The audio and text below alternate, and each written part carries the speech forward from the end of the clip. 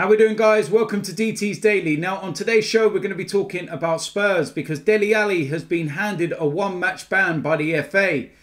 Next piece of news is about the Premier League, and we're going to talk about yesterday's meeting and how they're going to pay their respects to the coronavirus victims and the NHS staff. And the last piece of news involves Mikel Arteta because he's been speaking about the recent support by Arsenal players for the Black Lives Movement and how it was an idea put forward by the captain, Pierre-Emerick Aubameyang. I represent my fucking self. How we doing, guys? Welcome to DT's Daily. That's right.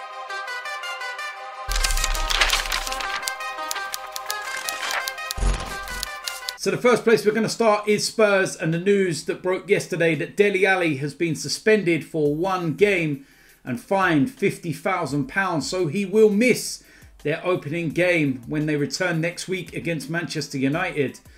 The 24-year-old was also fined £50,000 and ordered to undertake a face-to-face education course following a breach of FA Rule E3. The incident relates to a video posted on the player's Snapchat account in February in which he appeared to mock an Asian man and joke about the coronavirus outbreak. In response to the FA decision, I would like to apologise again for any offence caused by my behaviour, Ali said in a statement on the club's website. It was an extremely poorly judged joke about the virus and that has now affected us more than we could ever have imagined. I'm grateful that the FA has confirmed that my actions were not racist because I despise racism of any kind. We all need to be mindful of the words and actions we use and how they can be perceived by others. Ali removed the video and issued an apology in February, saying the matter is something that shouldn't be joked about and that he let himself and the club down. Spurs head coach Jose Mourinho defended Ali and said the last thing that Dele is anything connected with racism or disrespect. The player denied that a social media post breached FA Rule E3 1 as it was insulting and or improper and or brought the game into disrepute, and continued an aggravated breach as it was included a reference whether expressed or implied to race or colour or ethnic origin and or nationality, an FA statement read on Thursday. However, it was subsequently found proven by an independent commission. In a video hearing held on Monday, the FA argued Ali deliberately targeted a man because of his Asian appearance, consistent with a racial stereotyping of Asians being connected with coronavirus. But Ali argued that the joke was aimed at himself. The commission agreed with the FA in their assessment that Ali's video was not racist, but it shared without sufficient thought and featured an unacceptable racist stereotype in a misguided attempt at humour. So, yeah, it's a bit of a difficult one, and where you sit on the fence with this, because it was definitely racist stereotype, and it was very, you know, bad humoured. It was not great in any way, shape or form, and especially at the time in February when we was about to hit, you know, where the coronavirus in this country was taking hold and everything else. And yeah, like I said, it's where you sit on the fence. Do you see this as racism or do you see it as racist stereotyping? Either way, it's not great. Do you think he's got off lightly? One match ban doesn't seem a lot. But what you do hope is that Dele Alli can probably learn from this and move forward, because with everything going on in the world at the moment, especially surrounding racism, it's not a great look.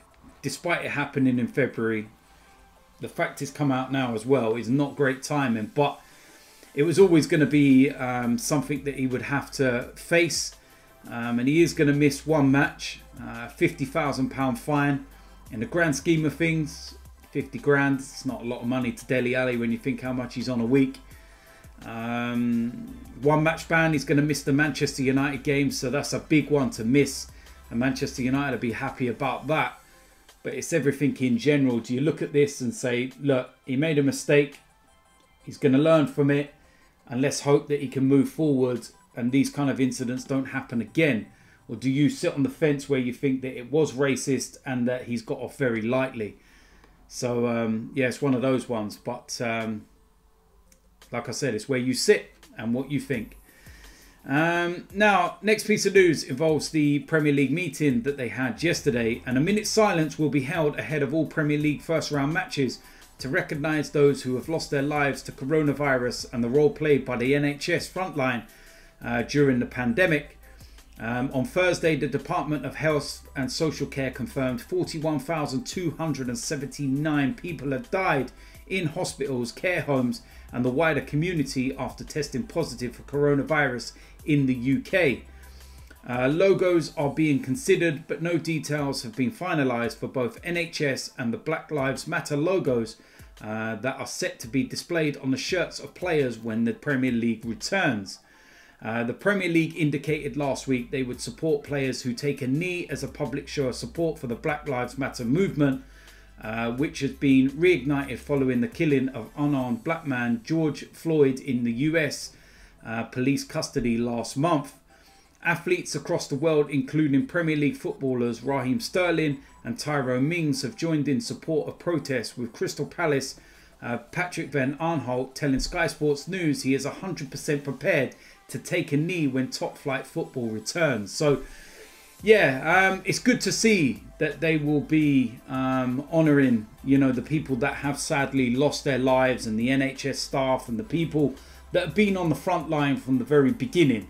And that's really good to see. And you think that when, you know, they have the shirts with the poppy on and everything else, it's good that for the first round of fixtures they will have the Black Lives Matter logo and the NHS logo.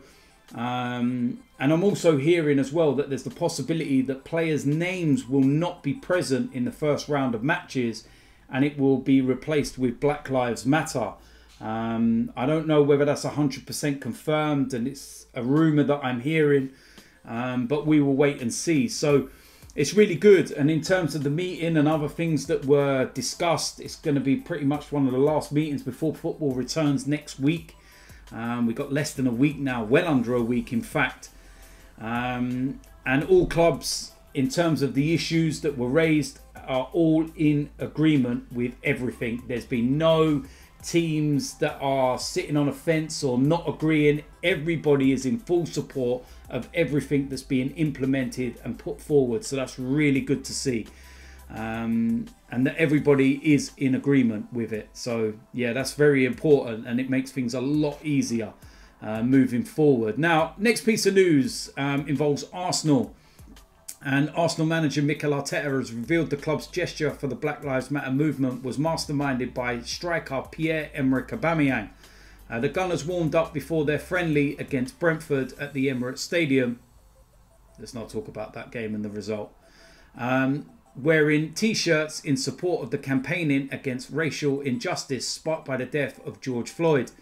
The Arsenal stars wore various different shirts, with some that read, "My skin is not a crime, I stand with you, and I can't breathe." The thing that I like the most is that it came from them. I got a phone call from the captain asking to do that. I spoke with the club straight away, and we were very clear that we wanted to support their intentions. Everyone collaborated. We created the shirt. It was a really strong message, and it is more powerful because it comes from them. They think they have to support these types of causes. The players also took a knee before the match begun, a gesture in support of the Black Lives Matter movement that has also been observed in the Bundesliga. Jadon Sancho and Marcus Thuram have been two leading figures in using their platform to support that campaign for change.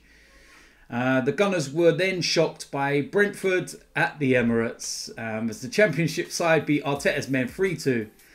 Leaving the Premier League side with much work to do 1 week before their return to action against second place Manchester City. So yeah, let's not talk about the game against Brentford because we lost it, and I don't want to go into it. But listen, it's a friendly, it's about fitness, it's about getting minutes under their belt. And what I will say is that we were actually winning the game until we made a load of substitutions, most notably in defence, and we took the likes of Leno off and Mustafi, believe it or not.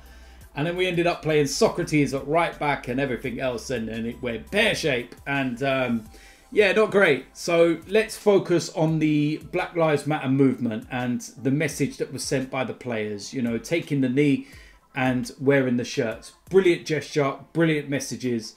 And it's really good to see. And you can only commend Arsenal and the players for such a, you know, good gesture like that. It was really good to see. And as an Arsenal fan, I'm really proud of, you know, seeing things like that.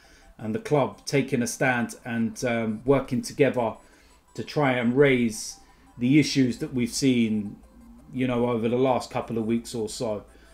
So yeah, it's really good to see. And yeah, nice images. And yeah, I like that. Really like that. And proud of my club for that.